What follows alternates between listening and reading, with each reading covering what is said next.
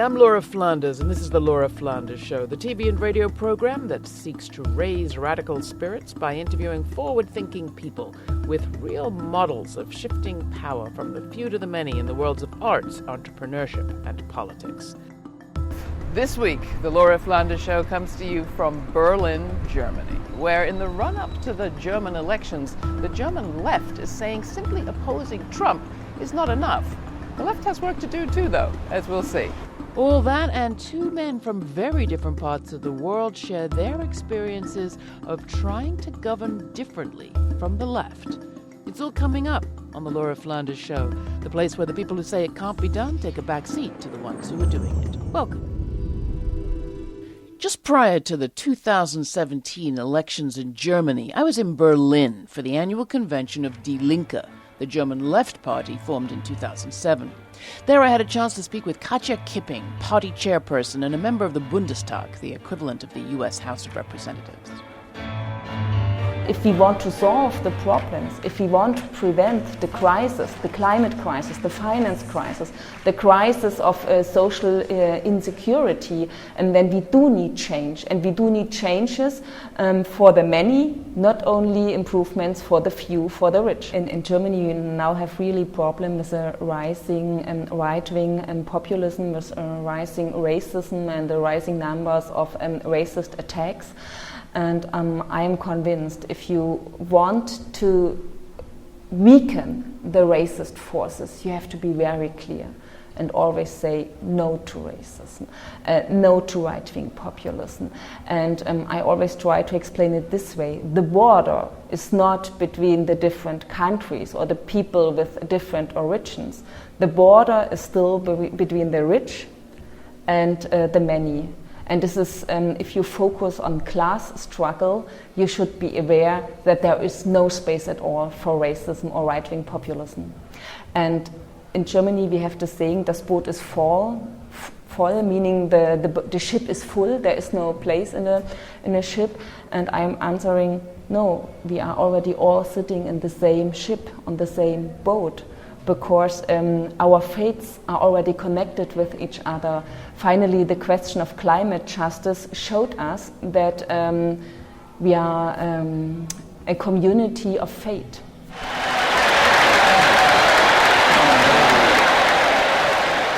During the US-American election campaign, we were really following the mobilizing effect of Bernie Sanders.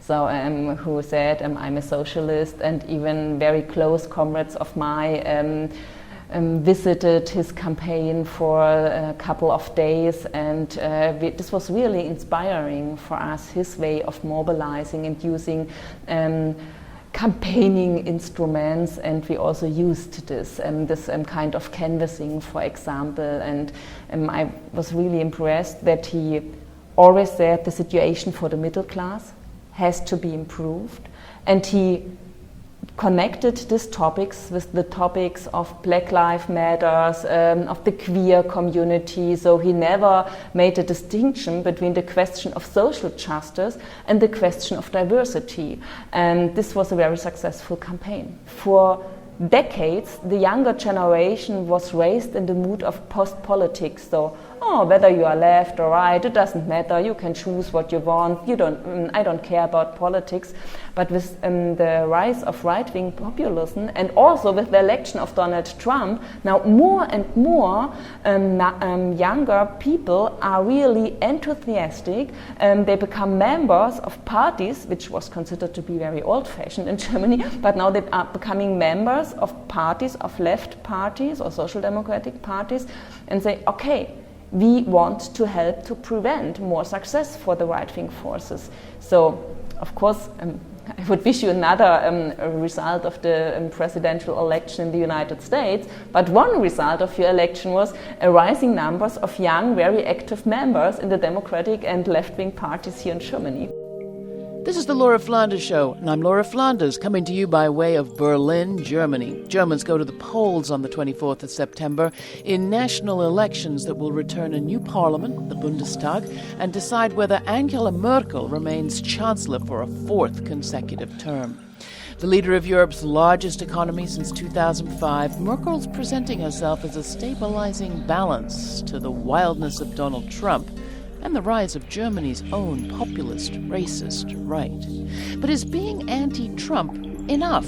Coming up next, we'll hear from Emilia Roig, founder and executive director of the Berlin-based Institute for Intersectional Justice. Issues of race in Europe generally are very complicated, very sensitive issues. The left in Germany has not dealt with it the way they should deal with it. I think there's still a lot of progress to be made, and I'm positive about this. I think we can make it, but there needs to be a fundamental acknowledgement that they have failed so far. We can't use the word Rasse in German because it is equal to speaking about biological racism. So there is no understanding, or there's not enough understanding of structural racism, systemic racism, and most importantly, race as a social, historical construct, political construct, and also a very important political tool in order to combat racism at a systemic and structural level. When I speak about racial equality, I include people who would not necessarily be seen as a race, but as racial minorities. So I'm speaking of Roma people, Muslim people, of undocumented workers, descendants of migrant workers, most importantly, because generations that have been living in Germany that were born here are still seen as non-belonging to the German people. So it means that they are also racial minorities, even if they have white skin. I really don't think that we need to have simple issues, to have simple answers. We can have complex issues and have effective responses if we just are open to understanding them. And I think so far what's preventing us from this is the resistance. People don't want to go into this complexity because they know what it entails. And what it entails is changing a perspective that and this perspective is bringing more compromises on one of the sides, and the side is currently the side in power. We don't need to have Trump to engage in advocacy for racial justice and intersectional justice. It means that even in the Obama administration, there were a lot of things to do. So I think the same applies to Europe. So we may not have a Nazi government yet, but there are deep inequalities within the German population. It's the same in France. It's not because Marine Le Pen hasn't come to power that we don't have this. There are gross human rights violations happening on EU soil. It's not, we shouldn't attach a system to a personality. It's not because a person is not coming to power or because we have a person at the head of a government that is perceived to be liberal that those issues do not happen. The election results will not change my political line and my political engagement in any way. It means that I do not expect the election to solve any problem just because it's not the AfD or a right-wing xenophobic party coming to power. So it may be easier to come into dialogue with policymakers. It may be easier to do our advocacy work with one government more than another. But generally, our claims will remain the same, and we see that despite changes in governments, the situation in Germany and in France and in the UK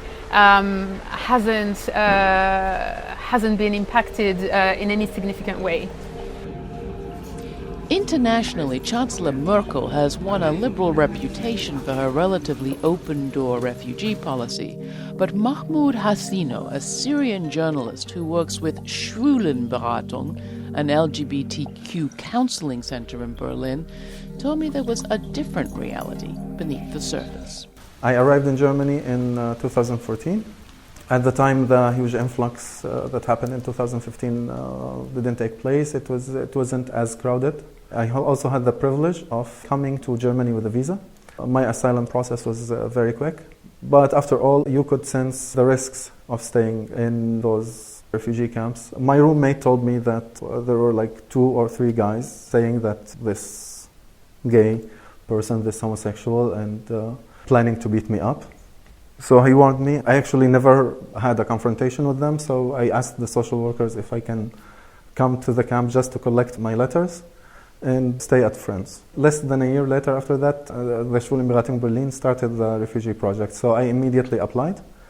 because I had an experience before with working with Iraqi refugees in Syria, before the war in Syria, LGBT refugees. I was working by myself. It wasn't an official job, but I was trying to encourage them to declare their homosexuality to the UNHCR so they get higher priority in the resettlement programs.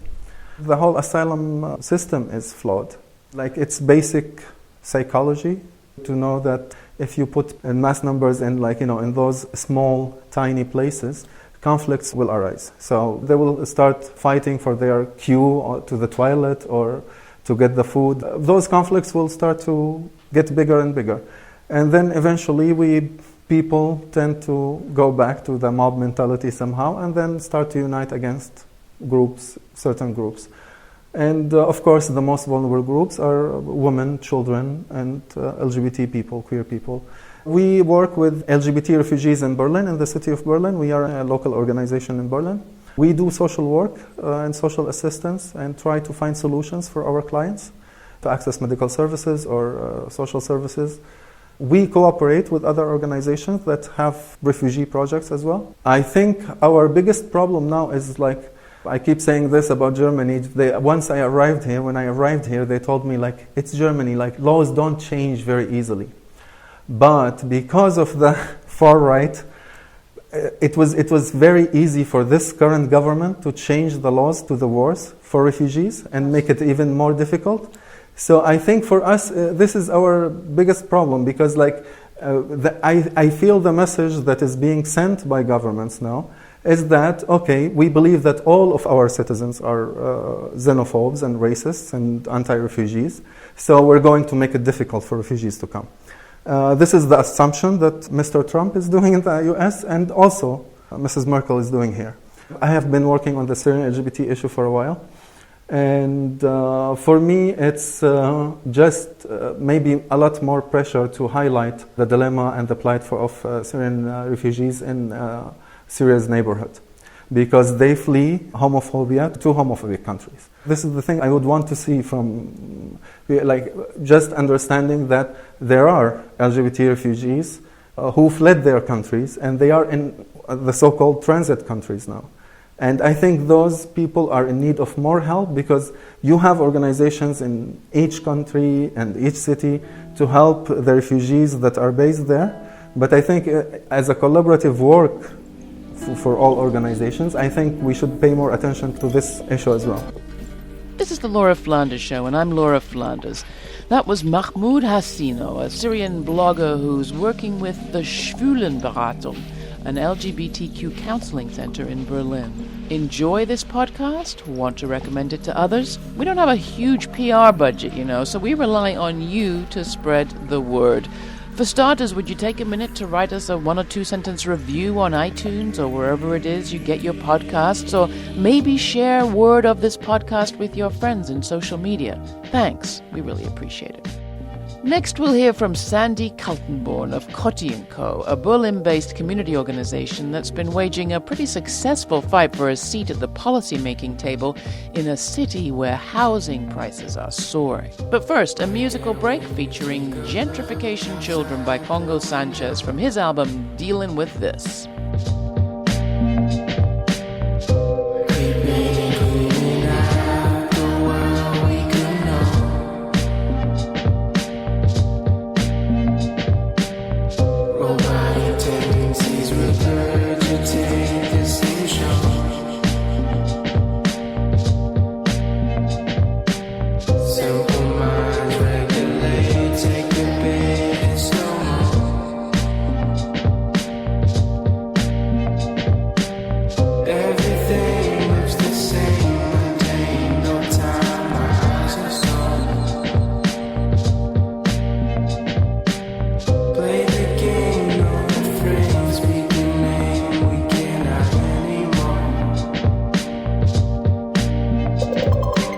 In 1990, when Germany was reunified and the city of Berlin came back together, east and west, there was a lot of empty property. City officials responded by selling off a lot of publicly owned property and doing away with most of the subsidies for low-income renters. Well, that combination by the 2000s had created a kind of magnet effect for Berlin, for property speculators and artists, and gentrification was a real issue. In the last few years, while rents have been soaring and wages have been remaining more or less flat, grassroots groups have responded by putting pressure on the city officials to make real change. One organization, Cothren-Senior, in the trendy and gentrifying area of Kreuzberg, sat down and talked with me about how they had forced city officials to respond in a positive way. Here's what I found out. We are in the center of Berlin, a neighborhood district called Kreuzberg. Alexander Sandy Kaltenborn of the Berlin-based community group Cothren-Senior. It's a former West Berlin district and actually was on the edge of West Berlin. It's still a very poor neighborhood. It used to be very much a working class, immigrant, student neighborhood, but also the center of alternative movement in West Germany. As we know from gentrification processes all around the planet, it's usually the poor, diverse, multicultural, creative and immigrant-dominated neighborhoods which are eventually interesting for real estate investors. And so also this neighborhood has received one of the highest uprise in rising rents in the last, let's say, 5, 7, 10 years. We made an inquiry in 2011. We asked about 200 people in this area how much they pay for their rent, and it came out that they pay between 50 and 60% of their income on rent, which, because they have a very low income, would mean that most of my neighbors, of these people, 50-60%, would have only 200 euros a month for living. So you can imagine how dramatic the situation was. And this was the moment actually when we started our initiative. So in 2012, on 26th of May, we had a street fair here with, food and children games and some information stands. We built a wooden platform out of these kind of like industrial pallets. After 4 days, the police showed up, and they were like really hectic about the situation because they didn't, they were driving by for days and not seeing us. We were invisible because we didn't wave red and black flags. I don't know. So when they showed up, we tried to calm them down and said, look, we've got it all set up. You will receive a call within the next 2-3 hours, and we're going to work it out. This is what happens. We were tolerated by the city officials of this district. And then something very, very beautiful happened, because it went in the media and there was coverage. So in the next 2-3 days after we started, there were hundreds and hundreds of people all over Berlin stopping by from the neighborhood, homeless people, academics, teachers, schools, whatever, and they would sit down, have a tea with us, and chat about the situation. Protest was just the beginning. The beginning was we squat this place, we have 30 demonstrations every weekend, and then of course we have all the social networks in the neighborhood. So the neighborhood is something like the foundation. On top of that, we built a lot of our expertise working groups. We did a lot of collaborations with big and smaller institutions in the academic field, in the cultural field. So we started as a group of 10 people here in the beginning, talking about 3 houses, rising rents. Then we figured out, this is about Cottbusser Tor, this is about 3,500 flats. And then we figured out, this is actually about the housing question. We should think bigger. There was another referendum which was very inspiring to us about an empty airport. So we actually started to begin to think bigger and bigger. And this is actually how we managed to change the course of housing policies in Berlin. This is the Laura Flanders Show, and I'm Laura Flanders. That was Sandy Kaltenborn of Cothren-Senior, a Berlin-based community group that's been fighting gentrification. Want to see the neighborhood that Sandy's been describing? You can watch this show at our website and see all our guests at lauraflanders.com. There you can not only watch me on my travels, but also download this podcast. And if you like what you hear, how about writing a review? Independent media is a collaborative affair, and we rely on you to spread the word about this program. Thanks. Next, what happens when a new sort of political leader or organization actually wins state power? It's not so easy to govern in a different sort of way. Coming up, I'll talk to 2 men with direct experience. One from Greece, who served with the left bloc Syriza, which was elected in 2015, and the other from Bolivia. But first, Scott Hardkiss's remix of Revolution by the Hardkiss Brothers. Do you like the music on this show? Prefer hearing it to advertising? Become a sustaining member of this podcast for as little as $2 a month and help us keep this podcast music-rich and commercial-free. Do your bit now by going to lauraflanders.com, where you can subscribe or make a one-time donation. Thanks.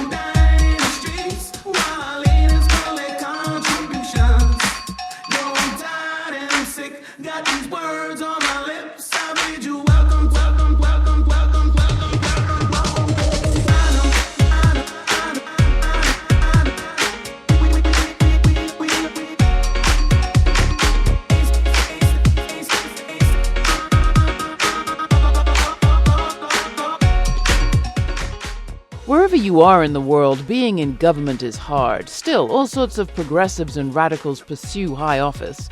This century started with new people and groups winning state power in countries like Bolivia, where Evo Morales became the first indigenous president backed by a popular movement, Vivir Bien. In 2015, Greeks elected the progressive left bloc Syriza for the first time.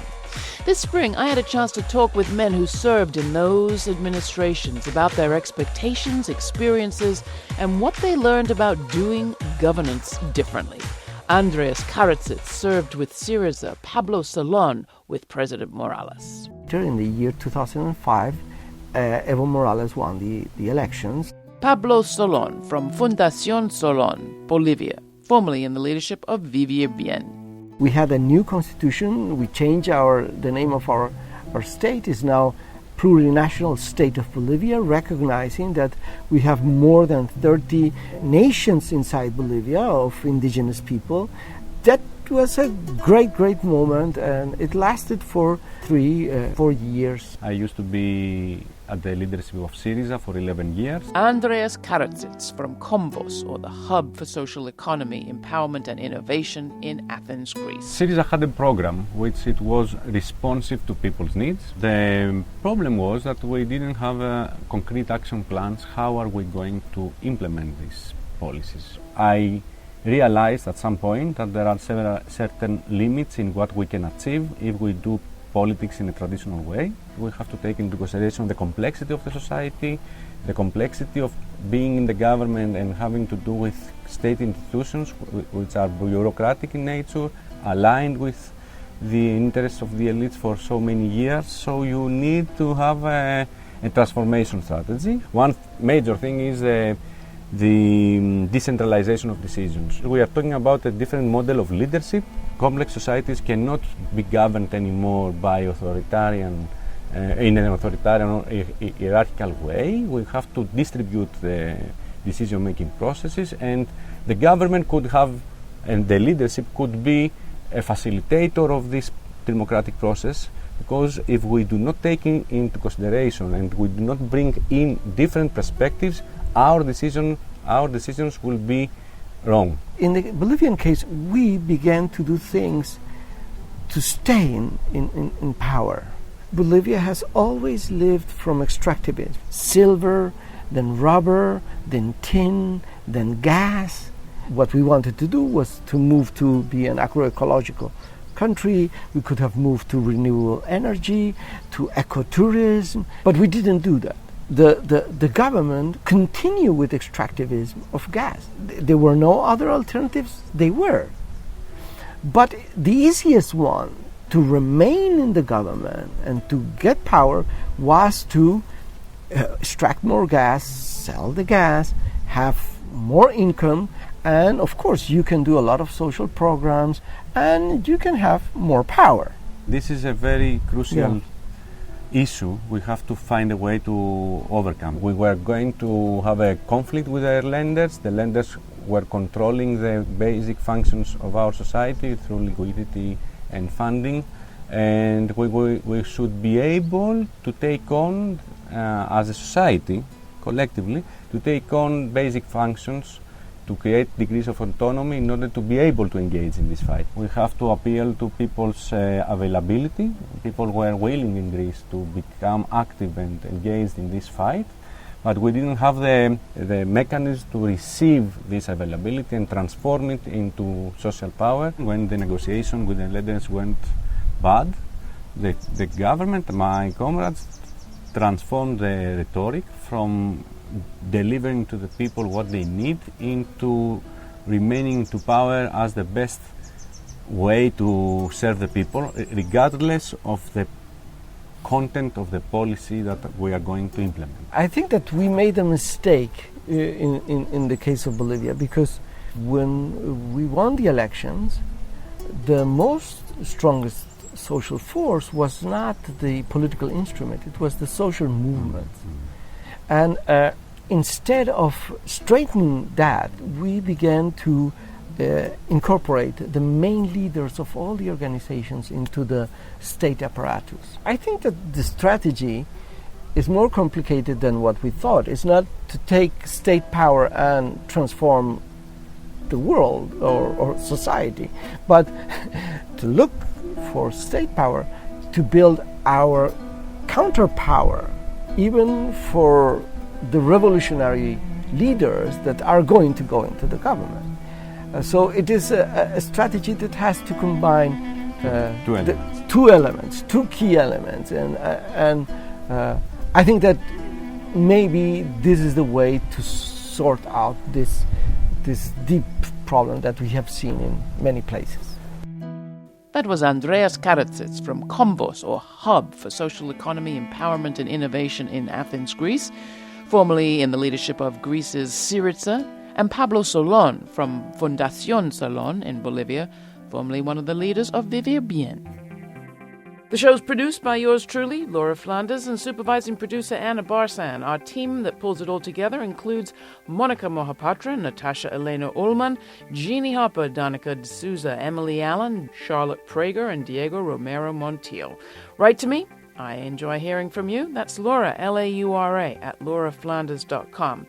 Tell me what you think. I do my best to respond. The Laura Flanders Show is made possible by the Novo Foundation and listeners like you. So become a member today. Thank you for your time and your ongoing support. We could not do it without you. Stay kind. Stay curious. Till the next time, I'm Laura Flanders.